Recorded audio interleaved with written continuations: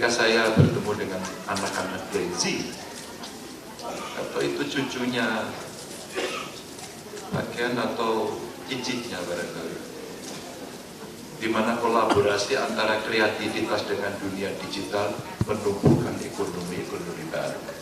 Menumbuhkan ekonomi baru.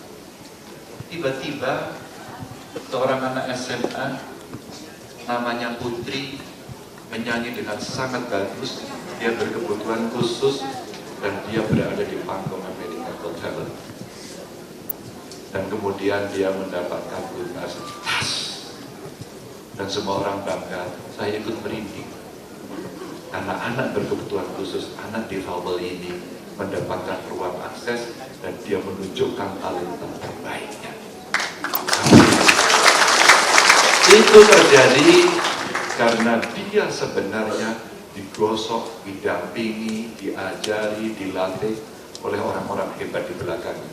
Pasti ada orang tuanya dan pasti ada guru-gurunya.